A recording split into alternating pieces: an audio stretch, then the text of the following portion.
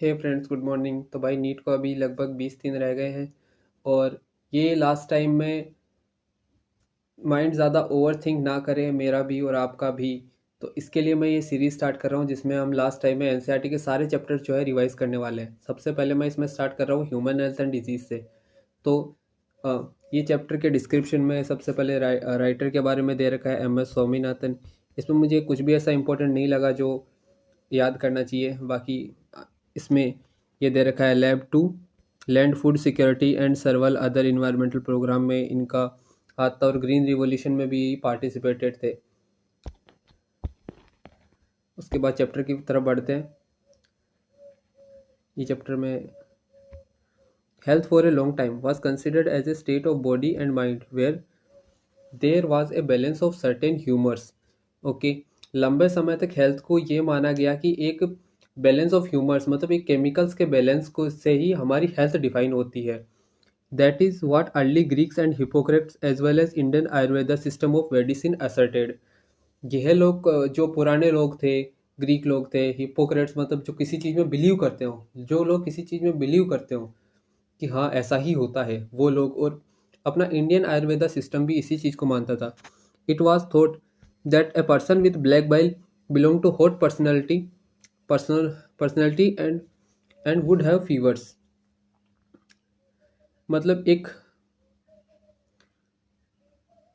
Person जिसका एक ऐसा इंसान, ब्लैक बाइल मीन्स ये ह्यूमर्स के बैलेंस को एक आ गया है जिसका ये बैलेंस बिल्कुल सही है, वो इंसान बिल्कुल फिट है। लेकिन अगर ब्लैक बाइल मीन्स कि एक इंसान जो बिल्कुल फिट है, हॉट पर्सनैलिटी है और फिट है, लेकिन उसके ये बैलेंस ह्यूमर्स का जो है, हॉर्मोन्स का ये जो बैलेंस है बिल्कुल सही नहीं है, तो उसको फेवर्स हो सकता है, मतलब उसके वो बुखार हो सकता है, फीवर्स उसी से रिलेटेड लिखा हुआ है।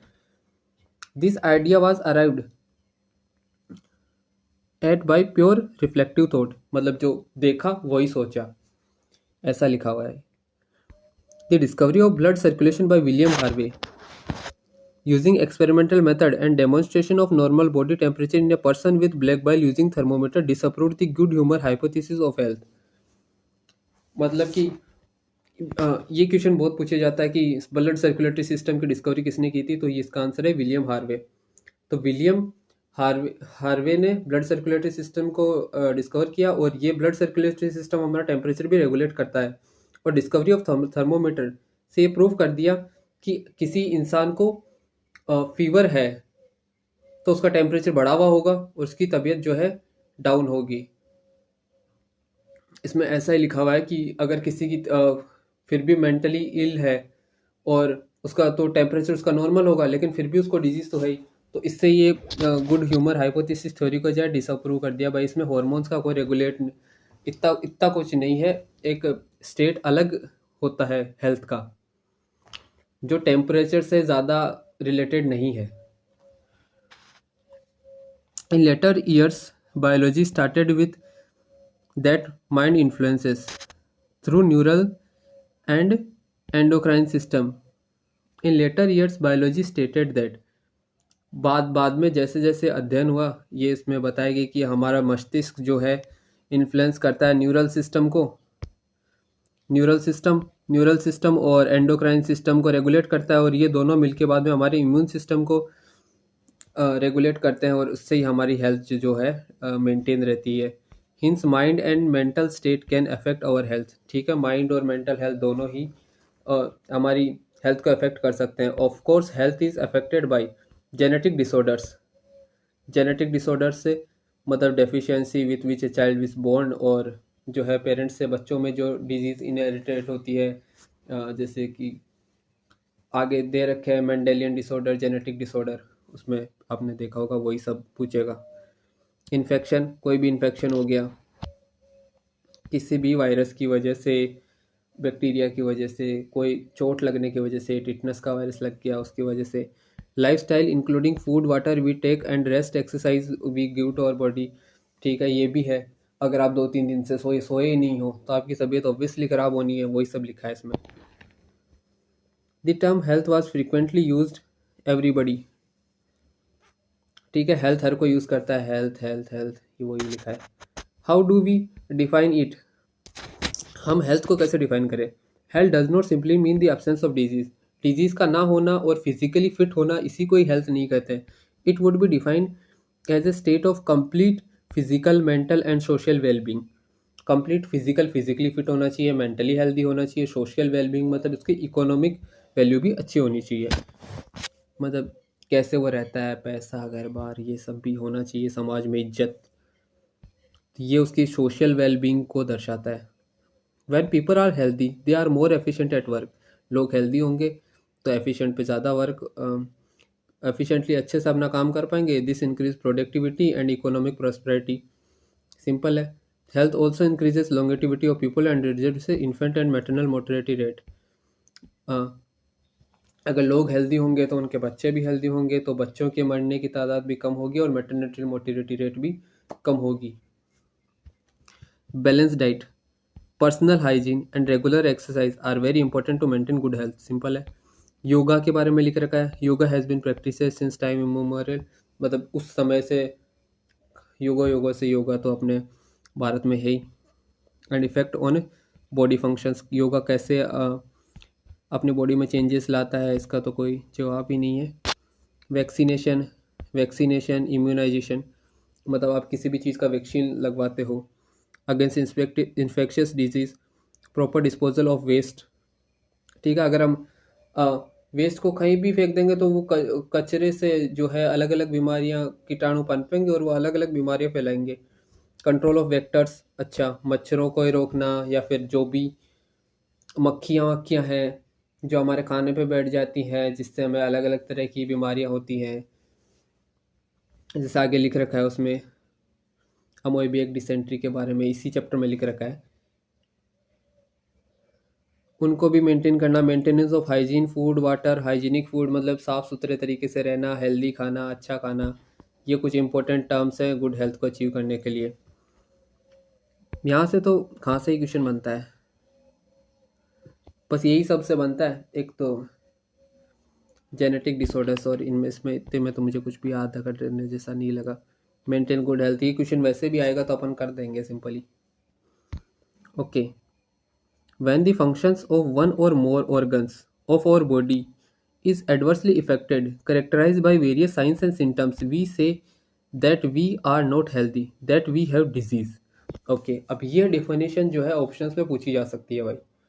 When functions of one और एक से अधिक organ और organ system का affected होना और उसकी वजह से जो signs and symptoms आते हैं, ठीक है, तो उस that we are not healthy मतलब अगर आपके बॉडी का कोई भी, यार सिंपल सी बात है, ऐसा मुझे नहीं लगता एक्सप्लेन करना चाहिए, टाइम वेस्ट ही हो रहा है सबका। फिर से एक बार डेफिनेशन रीड कर लेते हैं। When the functions of one और मोर ऑर्गन और system of body is adversely affected, characterized by various signs and symptoms, we say that we are not healthy, that is we have disease. Disease can be broadly grouped into infectious and non-infectious disease.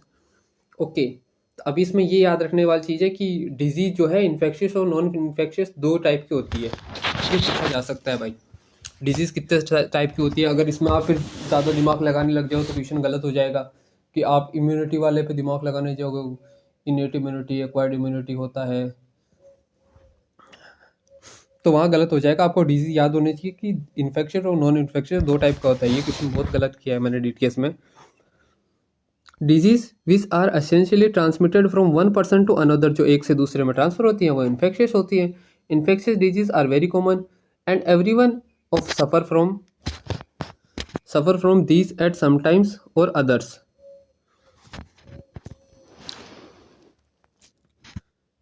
Simple सी बात है, infectious disease are very common and everyone, हम हमें से हर कोई से suffer करता है। Some of the infectious disease like AIDS are fatal. अब एड्स भी इन्फेक्शियस डिजीज है, ये भी एक से दूसरे में फैलता है, और फेटल मतलब ये डेथ तक जाता है इसका असर। मतलब अगर ये डिजीज किसी को हो गई तो वो मरेगा ही अगर प्रॉपर ट्रीटमेंट ना मिला तो। Among non infectious disease, cancer is the major cause of death. Cancer एक से दूसरे में छूने से नहीं फैलता है, और कैंसर जो है कॉमन कॉज है डेथ का। Drug and alcohol abuse also affect our health adversely. और ड्रग्स और अल्कोहल ये भी अपनी हेल्थ को जो है अफेक्ट करते हैं। Okay, common disease in humans, a wide range of organs belonging to bacteria, virus, fungi, protozoan, helminths। हेलमिन्थ मतलब कीड़ों को कहते हैं यार, हेलमिन्थ। प्रोटोजोआ भी वही होते हैं। could cause disease in man, such disease causing organisms are called pathogens। disease causing organisms are known as pathogens। ये वाली लाइन यहाँ से याद करने लायक है। most parasites are therefore pathogens। Most parasites are therefore pathogens, मतलब parasites वो होते हैं जो दूसरे पे डिपेंडेंट रहते हैं अपने फूड के लिए, तो वो पैथोजन है क्योंकि वो उसमें डिजीज कोज करते हैं। As they cause harm to the host by living in or on them. ठीक है, the pathogens can enter our body by various means, multiply and interfere with the normal vital activities, resulting in morphological and functional damage। Morphological मतलब हमारे दिखने में भी तो फ़र्क आ जाता है। जैसे मान लो किसी को एलिफेंटियासिस हो गया तो उसके दिखने में ऑब्वियसली चेंज आएगा, एक पैर हाथी जैसा हो जाएगा, तो साइज़ में बढ़ जाएगा। और फंक्शनल तो फिर तो वो पैर को भी काटना ही पड़ता है, तो फंक्शनल डैमेज भी है। Pathogens have to adapt to life within the environment of the host. Pathogen जो भी बॉडी में जा रहा है वो होस्ट की बॉडी की अकॉर्डिंग अपने आप को चेंज कर लेता है ना, सिंपल सी बात है भाई। होस्ट अगर किसी इंसान की बॉडी में रहना चाहता है तो उसे वहाँ पे सर्वाइव करना होगा, तो उसके लिए वो चेंजेस लाता है कि अगर एसिड के अगेंस्ट रेजिस्टेंस क्रिएट कर लेता है, टेम्परेचर के अकॉर्डिंग क्रिएट कर लेता है, हमारी बॉडी के इम्यून सिस्टम के अगेंस्ट क्रिएट कर लेता है, क्योंकि इसका लाइफ स्पैन जो है बहुत छोटा होता है और ये बहुत जल्दी डिवाइड करता है और ये बहुत जल्दी अपने अंदर चेंजेस ले आता है। For example, the pathogens that enter the gut, जो हमारे आंत में जो भी पैथोजेंस जा रहे हैं, must know a way to survive in the stomach at low pH and resistance the various digestive enzymes. Okay, मतलब यह जो गट में हमारे पैथोजन है वो इस चीज़ को जानते हैं कि उन्हें कैसे रजिस्ट करना है स्टोमच के लो pH के अगेंस्ट और डाइजेस्टिव एंजाइम्स के against. A few representative members from different groups of pathogenic organism are discussed here along with the disease caused by them, preventing control against the disease in general also briefly discussed। ये ठीक है, तो अभी यहाँ से होता है important part शुरू। सबसे पहला question, salmonella typhi is a pathogenic bacterium. तो सैल्मोनेला टाइफी क्या है? एक बैक्टीरिया है which causes typhoid fever in human being. Typhoid fever human beings में कोज करता है। सैल्मोनेरिया टाइफी क्या है? एक बैक्टीरिया है, ये याद रखना है। These pathogen generally enter the small intestine. Next question, these bacteria generally enter the small intestine.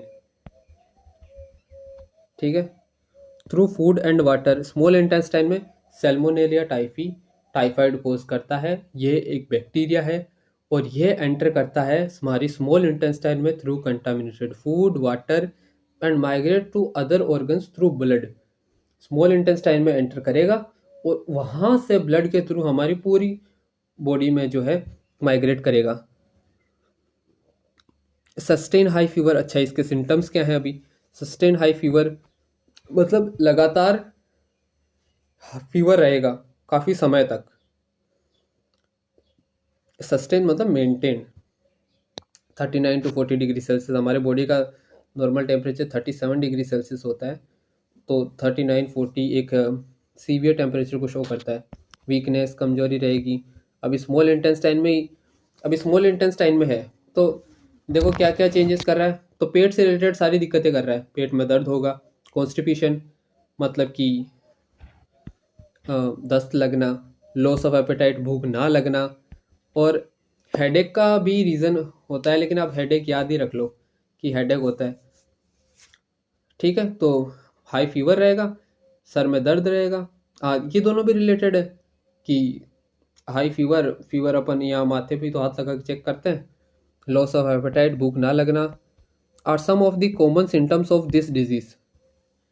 इस disease essential perforation and death में अकर इन सीवियर केसेस। अगर ये बहुत लंबे समय तक चलते रहा तो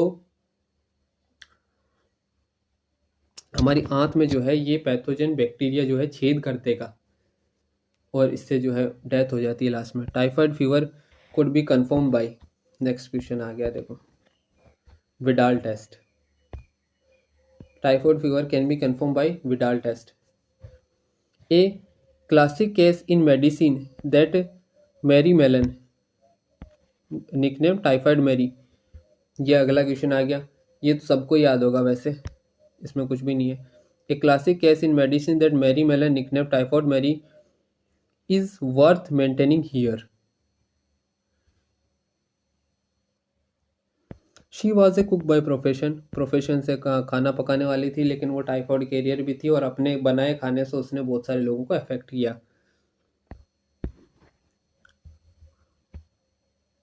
ओके बाद अब आगे नेक्स्ट डिजीज है निमोनिया। तो अभी टाइफाइड के बारे में हमने क्या क्या पढ़ा। सैल्मोनेला टाइफी एक बैक्टीरिया है जो कि टाइफाइड डिजीज को करता है, और जो बैक्टीरिया है वो हमारे स्मॉल इंटेस्टाइन में एंटर करता है, वहाँ के थ्रू पूरी बॉडी में सर्कुलेट करता है।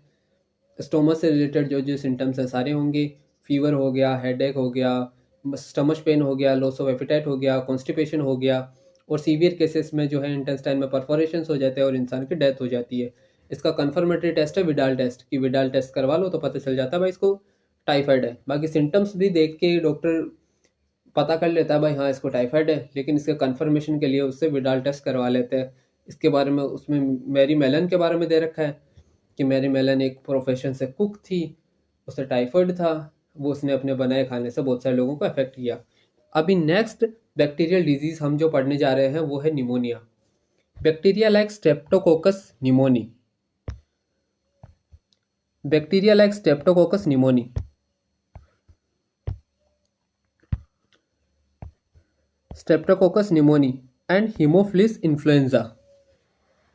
ठीक है, बैक्टीरिया ये दो अलग अलग बैक्टीरिया है भाई। अगर ये और लिखा होता ना यहाँ एंड की जगह और लिखा होता तो होता कि हाँ स्ट्रेप्टोकोकस निमोनिया और हीमोफिलस इन्फ्लुएंजी दोनों एक ही है, दो अलग अलग बैक्टीरिया है। स्ट्रेप्टोकोकस निमोनिया और हीमोफिलस इन्फ्लुएंजी, हीमोफिलस इन्फ्लुएंजी ये दोनों नाम याद रखने जरूरी है। Are responsible for the disease pneumonia in humans which infects the alveoli air sac filled. Okay तो निमोनिया जो है यार, निमोनिया मतलब न्यूमो एयर से रिलेटेड होता है, एक हमारे लंग्स से रिलेटेड होता है, और निमोनिया मतलब हमारे लंग्स को ही अफेक्ट किया है इसने। ओके तो लंग्स में इसने कहाँ अफेक्ट किया, which affects the alveoli air sac filled. Alveoli जानते होंगे लंग्स का जो गैसेस एक्सचेंजिंग यूनिट जो है एल्विलोई, एक थैले जैसा स्ट्रक्चर होता है of the lungs. As as a result of infection the alveoli, मतलब इन्फेक्शन के रिजल्ट क्या क्या आ रहा है अब, alveoli get filled with fluid leading to severe problems in respiration. Okay मतलब जो निमोनिया है ये क्या कर रहा है, एल्विलोई को अफेक्ट कर रहा है। उस वजह से देखो जो एल्विलोई का बैरियर पोटेंशियल है वो कम हो जाता है, या क्या होता है वो मैं भी नहीं जानता, लेकिन हमारी जो एल्विलोई के नीचे से ब्लड स्ट्रीम निकल रही है, नसों के थ्रू खून बह रहा है, तो उसमें जो फ्लूइड है मतलब ब्लड में 50 to 55% वाटर ही होता है, तो वो वाटर ब्लड स्ट्रीम से एल्विलोई के अंदर आ जाता है। ऐसा नहीं कि बैक्टीरिया के अंदर कोई पानी होता है और वो वहाँ भर जाता है, हमारे ब्लड के अंदर से वो पानी एल्विलोई में आ जाता है। तो अभी एल्विलोई से रिलेटेड सारी जो है सिम्टम्स आएंगे। सबसे पहले तो सांस लेने में ही दिक्कत होगी भाई, पानी भर जाएगा तो। The symptoms of pneumonia include fever, ये तो कॉमन है। अब फेफड़ों से रिलेटेड खांसी तो होगी, हेडेक, फीवर, चिल्स मतलब कपकपी चढ़ना, इतनी ठंड लगने लगना। In severe cases the lips and finger nails में टर्न ग्रे टू ब्लू, ये बहुत ही इंपॉर्टेंट इसका साइन है। ये पूछा जाता है बहुत बार कि निमोनिया में जो फिंगर नेल्स हैं और फिंगर टिप्स हैं वो ग्रे से ब्लू हो जाती हैं। मतलब जो भी कलर है उससे आप देख लो आपकी अंगुलियों का कैसा कलर है, ये ग्रे कलर है, इससे नीला पड़ जाता है। ए healthy person acquires the infection by inhaling the droplets aerosols released by an infected person or by sharing glasses and utensils with an infected person. Dysentery, okay, ये आगे की और बीमारियां हैं जो बैक्टीरिया से कॉज होती है। मतलब ये एक इंसान से दूसरे इंसान में, मतलब कि उसकी शेयर्ड एयर ड्रॉपलेट्स, मतलब कि आपके पास कोई इंसान बैठा है जिसको निमोनिया है, वो चीखा और आप भी बगल में बैठे थे, तो वो बैक्टीरिया सांस लेने के साथ आपके अंदर भी आ जाएंगे। और बाकी इन्फेक्टेड पर्सन के यूटेंसिल्स यूज़ करने से भी जो है आपके अंदर, जैसे आपके हाथों पे बैक्टीरिया लग गया, उसके थ्रू आपके मुंह में चला गया, गट्स में चला गया, आपने आँखों पे हाथ लगा लिया, नोज़ पे लगा लिया, उससे ये बैक्टीरिया जो है हमारे शरीर के अंदर चला जाता है। हाँ, अब ये वाला भी बहुत पूछा जाता है भाई, dysentery, plague and diphtheria. Dysentery, plague and diphtheria are some of the other bacterial disease in man. Man मतलब ये ऐसा नहीं है कि वुमेन में नहीं होगा, लेकिन ये बस ऐसे लिखा है कि आप तो ये याद रखो कि डिसेंट्री, प्लेग और डिप्टेरिया जो ये अदर बैक्टीरियल डिजीज है। ओके, मैं बार बार रिपीट कर रहा हूँ क्योंकि मैं खुद भी याद कर रहा हूँ भाई। Many virus also causes, okay, तो हमने बैक्टीरियल डिजीज जो है दो दे रखी थी, टाइफाइड और निमोनिया, दोनों कवर अप कर लिए। अभी आ गए हैं वायरल डिजीज पे। कॉमन कोल्ड, वायरल डिजीज, ये तो याद रहता ही है भाई सबको, इसमें तो इतना ज़्यादा जोर देने की जरूरत नहीं है, रीड आउट कर लेते हैं। Many virus also causes disease in human being. Rhino virus एक ग्रुप ऑफ वायरस है जो कि कॉमन कोल्ड कोज करता है। ये most infection human elements, common cold most infectious कौन सा है? कॉमन कोल्ड भाई। और भी बाकी ऊपर बैक्टीरिया वाले भी देखे, वो भी इन्फेक्शियस है, लेकिन मोस्ट इन्फेक्शियस कॉमन कोल्ड है, जो होता रहता है भाई एक से दूसरे में। They infect the nose and respiratory passage but not the lungs. Okay, common cold में ये पता ही है, नोज के ट्रैक्ट को, रेस्पिरेटरी ट्रैक्ट को इफेक्ट करता है, लेकिन लंग्स को इफेक्ट नहीं करता है। Common cold is characterize by nasal congestion and discharge. Nasal मतलब नाक बंद हो जाना, नाक का बहना, शोर थ्रोट, गला भारी हो जाना, आवाज़ भारी हो जाना, कफ, खांसी आना, हेडेक, टायर्डनेस, थकान, ठीक है, एटसेट्रा। यार ये तो कर ही लेंगे। विच यूजुअली लास्ट फॉर 3 से 7 दिन तक रहता है। Droplets resulting from cough and sneeze of infected person are either inhaled directly transmitted through the contaminated object such as pens, books, cups, door knobs मतलब डोर के handle, computer keyboard, mouse, and causes infection in healthy person. Okay यार, इसमें कुछ भी समझाने जैसा नहीं है। कॉमन कोल्ड के बारे में दे रखा है, अपर रेस्पिरेटरी ट्रैक्ट जो है इसमें अफेक्ट होगा। एक वायरल डिजीज़ है जो कि group of viruses, rhino virus की वजह से होता है। इसके इन्फेक्शन सिम्टम्स हैं। आपको ज़ुकाम में क्या क्या होता है यार? नाक बंद हो जाता है, गला बैठ जाता है, सर दुखता है, थकान होती है, वही सब लिख रखा है। कैसे फैल सकता है ये? जहाँ भी इसके वायरस लगे होंगे वहाँ से फैल सकता है। उसके बाद वायरल डिजीज़ में अपने को एक ही दे रखा है, कॉमन कोल्ड। उसके बाद आते हैं some of the human disease are cause by protozoans. अभी प्रोटोजोअन से कौन कौन से डिजीज होते हैं इसके बारे में दे रखा है। एक तो मलेरिया दे रखा है,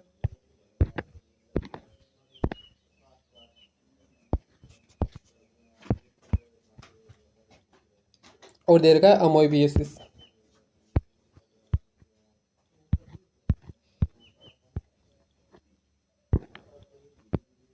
ओके, इन दोनों से बहुत क्वेश्चन बनते हैं।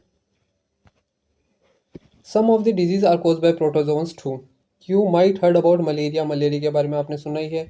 The disease a man has been fighting since many years, बहुत समय से हम इसे plasmodium a tiny protozoa, okay, malaria कौन क्या कोज कर रहा है? Plasmodium. Plasmodium protozoa malaria cause कर रहा है, is responsible for this disease.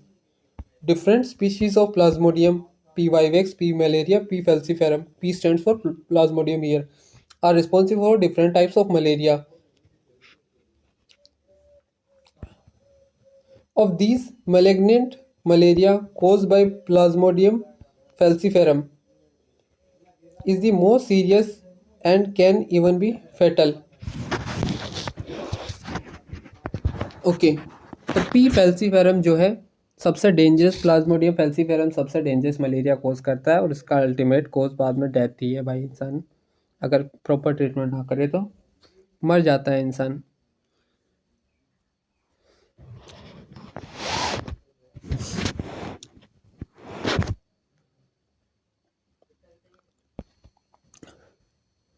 Late us take a glance at life cycle of Plasmodium.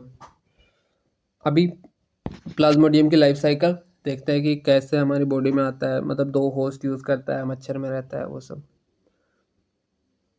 Life cycle of plasmodium. Plasmodium enters human body as a sporozoite infectious form. Human body में sporozoite form में ये जो है आता है through female anopheles mosquito. The parasite initially multiply within the liver cells. Okay, ये याद रखने वाली चीज़ आ गई। पैरासाइट सबसे पहले कहाँ करेंगे? लीवर सेल्स में, and then attack the red blood cells RBC में, तो लीवर और रैप्चर देम, तो एंटर करेंगे लीवर सेल्स में, उसके बाद अटैक करेंगे आरबीसीज को। ठीक है। The rupture of RBC associated with the release of toxic substance hemozoin. RBC rupture होंगी तो हीमोजोइन रिलीज होगा और उसकी वजह से ही जो है मलेरिया के सिम्टम्स आते हैं, which is responsible for the chills, वही कपकपी चढ़ना, high fever every 3 to 4 days, मतलब 3 से 4 दिन में रुक रुक के, मतलब सिम्टम्स आए, फिर 1-2 दिन नहीं आए, फिर से सिम्टम्स आए। When female anopheles mosquito bite an infected person, the parasites enter the mosquito's body and undergo further development. The parasite multiplies within them to form sporozoids that are stored in their salivary glands. When these mosquito bites a human, the sporozoids are introduced into his or her body, thereby initiating the events mentioned above. It is interesting to note that malaria parasite require 2 hosts, human and the mosquito, to complete its life cycle. The female Anopheles mosquito is a vector transmitting agent. Okay, तो इसमें क्या लिखा है कि सबसे पहले तो malarial parasite जो प्लाज्मोडियम है उसे अपनी लाइफ साइकिल कंप्लीट करने के लिए 2 होस्ट की जरूरत पड़ रही है, एक तो ह्यूमन बॉडी और मॉस्किटो। ह्यूमन बॉडी में वो क्या कर रहा है? अपने आप को डिवाइड कर रहा है। ह्यूमन बॉडी में देखो स्पोरोजोइड इन्फेक्शियस फॉर्म में गया, लीवर सेल्स पर अटैक किया, वहाँ पे अपने आप को मल्टीप्लाई किया, अपने आप को ग्रो किया, उसके बाद आरबीसीज में उसने अटैक किया, वहाँ पे आरबीसीज को भी रप्चर किया, आरबीसीज के अंदर गया, अपने आप को डिवाइड किया, मल्टीप्लाई किया, आरबीसीज को रप्चर किया, अपना नंबर बढ़ाया, और फिर उस इन्फेक्टेड पर्सन को कोई और फीमेल एनाफिलीज मॉस्किटो काट ले रहा है, तो वो फीमेल एनाफिलीज मॉस्किटो के सलाइवरी गट में जा रहा है और वहाँ पे अपने आप को, वहाँ पे मतलब सेक्सुअल जो फेज है वो मॉस्किटो गट में हो रही है और जो माइटोटिक डिवीज़न है वो ह्यूमन बॉडी में हो रहा है। इससे क्लियर हो जाएगा।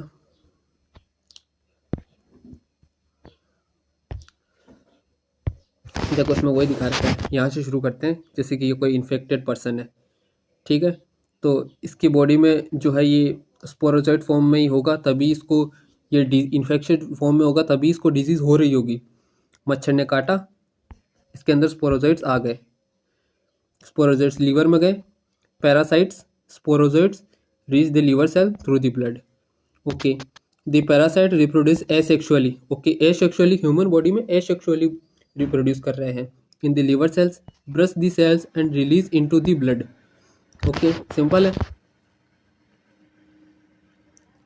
लीवर के अंदर एसेक्सुअली डिवाइड किए, मल्टीप्लाई किए, आरबीसी के अंदर गया, वहाँ भी मल्टीप्लाई किए, डिवाइड किए, आरबीसी को रप्चर किया। पैरासाइट रिप्रोड्यूस एसेक्सुअली, देखो यहाँ भी लीवर में भी हो रहे हैं और आरबीसी में भी हो रहे हैं।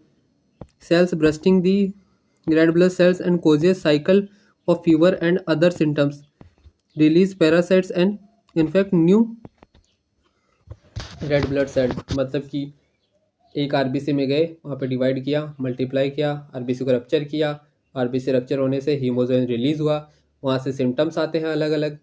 ठीक है, अभी देखो यार ये किस चीज़ को दिखा रखा है, ये कोई आरबीसी नहीं है, ये देखो एक स्पोरोजोइड है, स्पोरोजोइड है एक। ठीक है, अभी ये स्पोरोजोइड जब किसी मच्छर ने फिर से, मतलब गेमेट फॉर्मेशन जो है ह्यूमन बॉडी में हो गया। ठीक है, अभी किसी मच्छर ने फिर से अगर ये किसी इंसान को काटा तो ये जो गेमेट्स हैं ये चले गए मच्छर की बॉडी के अंदर, और वहाँ पे उसकी सलाइवरी गट के अंदर जो है ये सिंगेमी हो रही है। Mature infective stage, sporozoite spread from the gut and migrate to the mosquito salivary gland. Salivary gland में क्यों जा रहे हैं, क्योंकि जब मच्छर खून चूसे तब ताकि वो दूसरे ह्यूमन बॉडी के अंदर एंटर कर सके, तो मच्छर की गट के अंदर सिंगेमी हुई है, फिर वहाँ से ये स्पोरोजोइड्स जो है एंटर कर गए मच्छर की सलाइवरी ग्लैंड में, और फिर मच्छर ने फिर से किसी इंसान को, हेल्दी पर्सन को काटा तो उसके अंदर चले गए, और ऐसे साइकिल चलती रहेगी।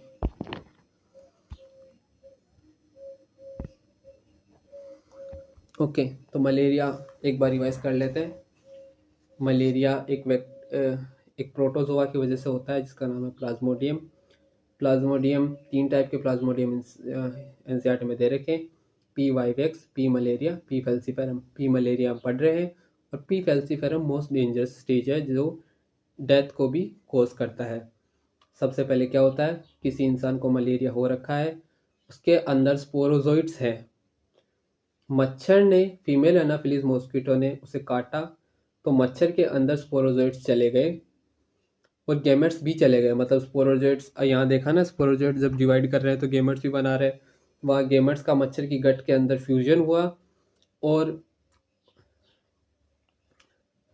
जब उस मच्छर के पास, जिसके पास स्पोरोजोइड्स हैं, उसने किसी हेल्थी पर्सन को काटा तो वो स्पोरोजोइड्स उसके अंदर ट्रांसफ़र हो गए। वो स्पोरोजोइड्स आते हैं लीवर सेल्स में, वहाँ एसेक्सुअली रिप्रोड्यूस करते हैं, मल्टीप्लाई करते हैं, अपना नंबर बढ़ाते हैं, और उसके बाद वहाँ से वो निकल के जाते हैं। अपना नंबर क्यों बढ़ा रहे हैं, ताकि एक स्टॉक हो, अगर बॉडी ख़त्म भी तो करेगी ना सेल्स को, तो पहले लीवर के अंदर छुप के बैठे हैं, उसके बाद जो है ब्लड स्ट्रीम्स के अंदर जा रहे हैं, वहाँ पे आरबीसीज के अंदर जाएंगे, आरबीसीज के अंदर अपना नंबर बढ़ाएंगे, आरबीसी को ब्रस्ट कर देंगे, रप्चर कर देंगे, दूसरी हेल्दी आरबीसी में जाएंगे, और जब आरबीसी रिलीज होगी तो हीमोजोइन रिलीज करेगी। हीमोजोइन क्या है, एक टॉक्सिक सब्सटेंस है, हीमोजोइन रिलीज करेगी, उससे हमारी बॉडी में सिम्टम्स आएंगे जैसे कि सस्टेंड, हाँ चिल्स, सस्टेंड आई फीवर नहीं रहेगा, इसमें फीवर आएगा लेकिन रुक रुक के आएगा, 3 to 5 डेज के लिए आएगा, बस इतना ही दे रखा है। बाकी हेडेक, टाइटनेस ये तो कॉमन है। ओके, तो ये हमने एक डिजीज़ पढ़ ली है। अब उसके बाद हम नेक्स्ट प्रोटोजोइक डिजीज़ पे आ गए, दैट इज़ अमोइबियसिस। अभी इसमें देखो एक डिफरेंस है, हमने टाइफाइड में देखा कि वो स्मॉल इंटेस्टाइन में अटैक कर रहे थे, लेकिन जो अमोइबिक डिसेंट्री वाले ये प्रोटोजोमस जो हैं, जो कीड़े हैं, ये अटैक करेंगे लार्ज इंटेस्टाइन पे। यही तो याद रखने वाली चीज़ है बस। Entamoeba histolytica is a protozoan parasite in large intestine of human which causes amoebiasis, और इसका दूसरा नाम क्या है, अमोइबिक डिसेंट्री भी है। सिम्टम्स ऑफ दिस इंक्लूड, अभी देखो पेट से रिलेटेड जो भी हैं वो सारे इसमें भी आ गए। क्रैम्प्स मतलब मरोड़े आना, स्टूल्स, दस्त लगना, कॉन्स्टिपेशन, ये भी वही है यार, दस्त लगना ही है सभी मरोड़े आना, स्टूल्स का सही ना होना, ओके, कॉन्स्टिपेशन कब्जी होना, with excessive mucus and blood clots मतलब कि एक्सेसिव म्यूकस मतलब कि सलाइवा भी बाहर निकलेगा और खून के थक्के भी निकलेंगे। हाउस फ्लाई, इसमें वेक्टर क्या है? House fly. अच्छा, टाइफॉइड का वेक्टर क्या था? एक इन्फेक्शियस पर्सन ही था, कि अगर किसी इन्फेक्शियस पर्सन के पास बैठे तो उसी से दूसरे में जो है फैल जाएगा। यहाँ पे वेक्टर है इसका अमोबिक डिसेंट्री, ये प्रोटोजोन को कोज करने का जो हाउस फ्लाई है ये एक वेक्टर है। Act as a mechanical carrier. Mechanical carrier क्यों? क्योंकि ये एक से दूसरी जगह लेकर जा रहा है, वर्क कर रहा है, mechanical work. And serve to transmit the parasite from faeces to the infected person. Okay, मतलब फीसेस मतलब जो भी फीकल मटेरियल है उसमें मान लो कोई हाउस फ्लाई बैठी, तो ये जो प्रोटोजोन्स है, जो एंटामोeba एस्ट्रोलाइटिका है, ये वो हाउस फ्लाई के ऊपर चिपक जाता है और वो हाउस फ्लाई उड़ के आके आपके खाने के ऊपर बैठ गई, तो आपके खाने के थ्रू ये पैरासाइट अब आपकी बॉडी में चला जाएगा। Okay,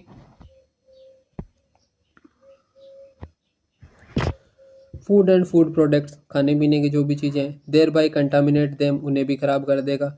drinking water, food contaminated by faecal matter are the main source of the infection. खाने वाला जो है ये इसका मेन सोर्स है इन्फेक्शन का। ठीक है, इतना ही दे रखा था इसके बारे में। अब लास्ट में हमने देखा था हेलमिन्थ्स। देखो, प्रोटोजोआ से रिलेटेड अब दो चीज़ दे रखी है, मलेरिया और अमोबियसिस। अमोबियस कौन कर रखा है, कौन कोज कर रहा है? एंटामेबा हिस्टोलिटिका। इसके लिए एक मैकेनिकल कैरियर है हाउस फ्लाई। इसका पैरासाइट जो है हमारी लार्ज इंटेस्टाइन में जाता है। अब सिम्टम्स लार्ज इंटेस्टाइन से रिलेटेड ही होंगे सारे, पेट दर्द, constipation, stools, loss of appetite, सारे आ जाएंगे इसमें।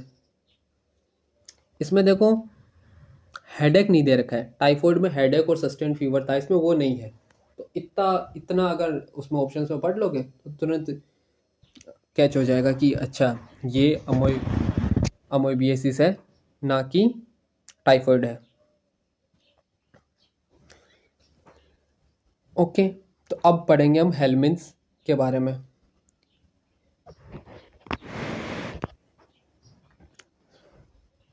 राउंड वर्म में जब राउंड वर्म्स अपन पढ़ते हैं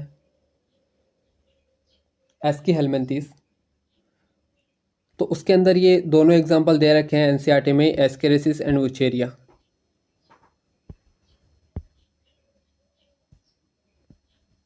The Ascaris, the common roundworm, and Wucheria, the filarial worm, are some of the helminths which known to be pathogenic to man. Ascaris, an initial parasite, cause ascarisis. Ascaris causes ascarisis.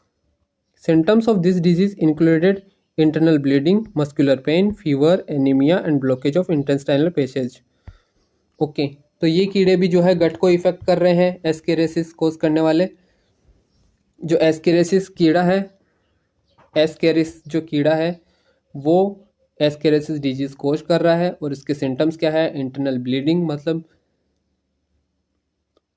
अंदर नसें फट जाना और खून बहना, muscular pain, fever, anaemia मतलब खून की कमी, क्योंकि खून चूसने वाले कीड़े हैं ना ये, खून की कमी। और कीड़े इतने इंटेस्टाइन को ब्लॉक कर लेते हैं, मतलब ज़्यादा नंबर बढ़ जाएगा तो ब्लॉक भी कर लेंगे। The egg of the parasite are excreted along with the feces to infect the person with contaminated soil, water, plant। मतलब जो फीकल मटेरियल के साथ ये कीड़ों के जो है अंडे बाहर निकल जाएंगे और ये कंटामिनेट करेंगे ज़मीन, पानी, पौधों सबको। A healthy person acquire this infection through contaminated water, vegetable and fruits. ठीक है, अब वुचेरिया भी एक फिलेरियर वोम है। अब देखो वुचेरिया के भी यहाँ पे दो टाइप दे रखे हैं, बैंक्रॉफ्टी और मलाई। वुचेरिया बैंक्रॉफ्टी और वुचेरिया मलाई। ये फिलेरियल वोम कॉजेज, देखो वो क्या था? कॉमन राउंड वोम, और ये है फिलेरियल वोम। एक सेकंड, एक सेकंड।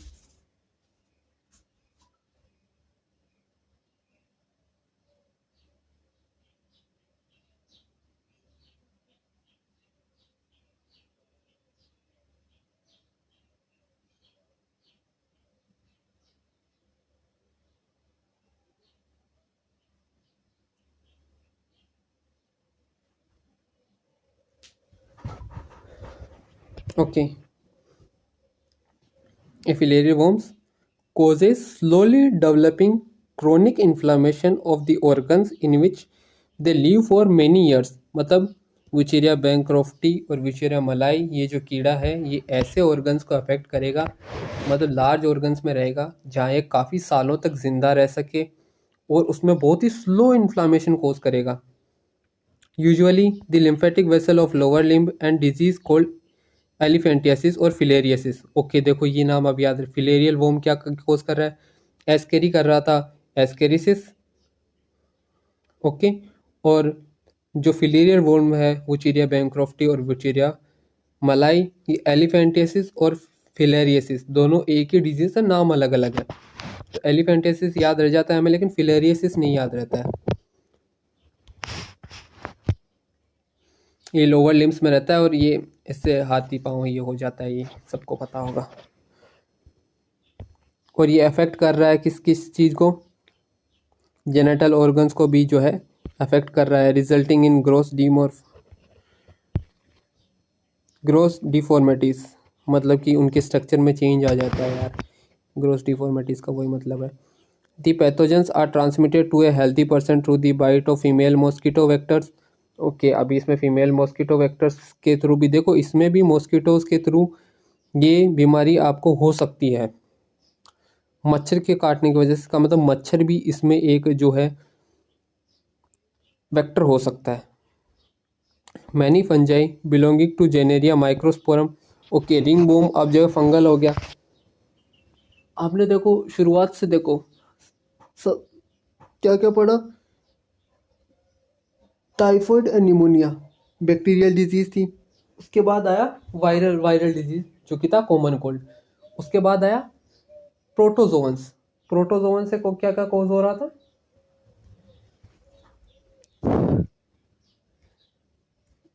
प्रोटोजोवन से मलेरिया और अमोइबियसिस।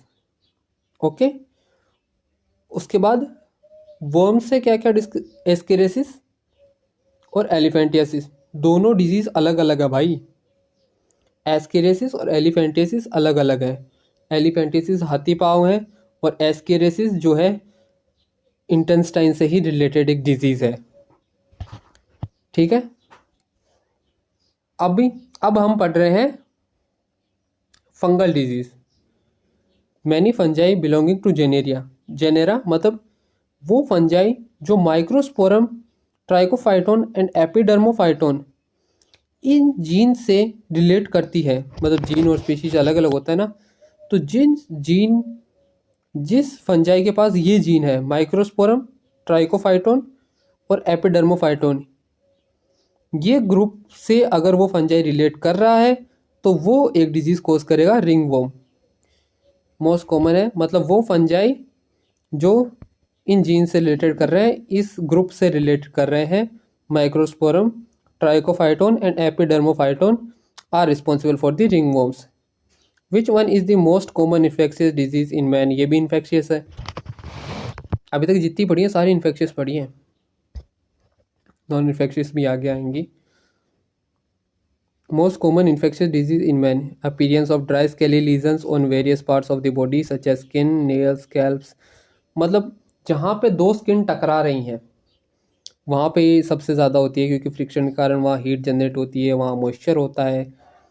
ओके, और इसका अपीयरेंस फिर कुछ ऐसा होता है, ड्राई स्केली लीजन्स। लीजन्स मतलब कि ऐसे धारियाँ धारियाँ धारियाँ, उसको लीजन्स कहते हैं। The main symptom of this disease, अच्छा सिम्टम बता रखे हैं ये, dry scaly lesions on various parts of the body such as skin, nails and scalps. The lesions are accompanied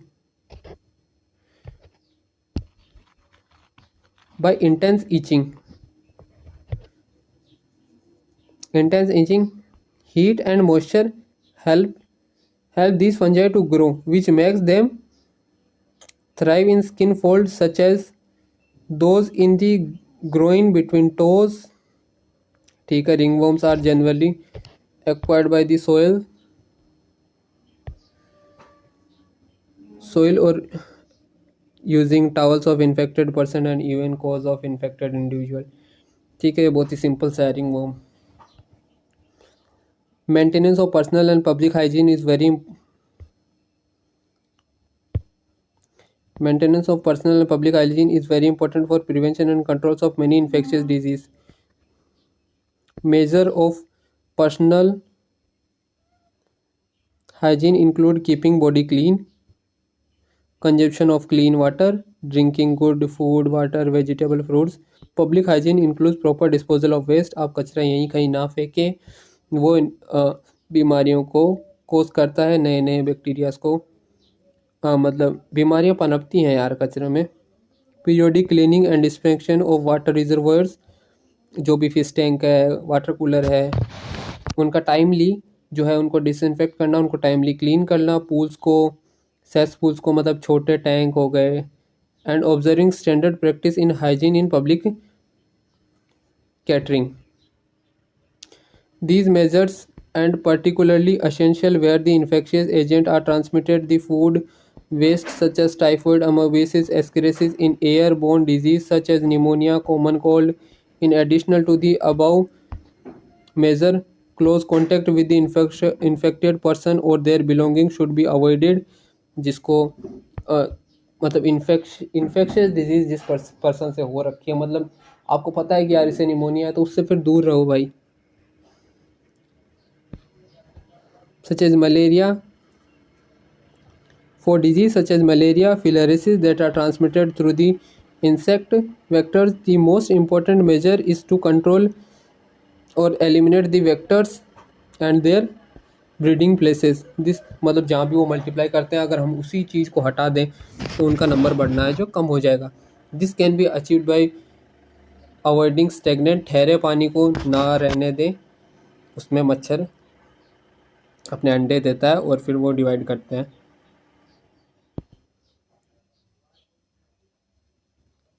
Stagnant water in and around residential areas, regular cleaning of household coolers, use of mosquito nets, introducing fishes like gambusia. ये एक example जो है पूछा जाता है, अगर gambusia को Pond's में अगर हम इंट्रोड्यूस करें तो ये मॉस्किटो लार्वा को खा लेती हैं। स्प्रेइंग इंसेक्टिसाइड्स इन डिचेज, ड्रेन्स, मतलब नालियों में, गड्ढों में और सड़े जो का जहाँ पे कचरे के ढेर लगे रहते हैं उनमें डिसइंफेक्ट्स उनको इंसेक्टिसाइड्स को स्प्रे किया जाए तो वहाँ पे मच्छर कम पनपेंगे। In addition door window should be provided with mesh to prevent the entry of mosquito. अच्छा, जाल लगे हुए होने चाहिए खिड़की के बाहर, और जो जाली वाला गेट होता है यार, कह रहा है कि वो गेट लगा लो और उससे मच्छर नहीं आएंगे, जबकि उसके अंदर से मच्छर आ जाते हैं भाई। Such precautions have become all the more important, especially in the light of recent widespread incidents of the vector-borne disease. Aedes mosquito cause disease like dengue and chikungunya in many parts of okay. तो dengue और chikungunya new added है। ये मैं तो इसमें इतना याद रख रहा हूँ कि एडीज मॉस्किटो जो है वेक्टर कोजिंग एजेंट है डेंगू और चिकनगुनिया का।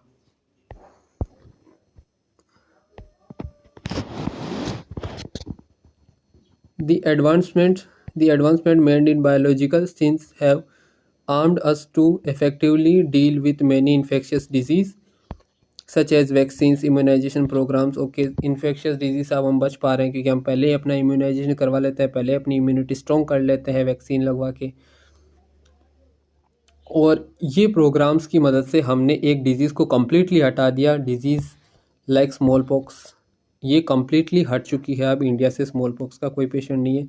ए large number of other infectious disease like polio, diphtheria, pneumonia and tetanus have been control to a large extent by the use of vaccines. Biotechnology, जिसके बारे में हम आगे पढ़ेंगे, is at verge of making available a newer and safer vaccines. Discover of antibiotics and various other drugs also have enabled to effectively treat infectious disease।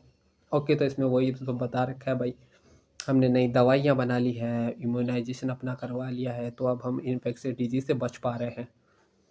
Okay, तो ये था chapter का पहला पार्ट। अभी इसका एक डिस्क्रिप्शन अपन रिवाइज कर लेते हैं। सबसे पहले अपन ने विलियम हार्वे के बारे में पढ़ा कि विलियम हार्वे ने ब्लड सर्कुलेटरी सिस्टम डिस्कस किया, कवर किया। उसके आगे कुछ भी वो मैरी मेलन का था। अच्छा, डिजीज़ कितने टाइप की होती है, इन्फेक्शियस, नॉन इन्फेक्शियस। उसके बाद हमने पढ़ा डिजीज़ के टाइप। सबसे पहले उसमें हम पढ़े बैक्टीरियल डिजीज़, जो कि थी टाइफाइड और मलेरिया।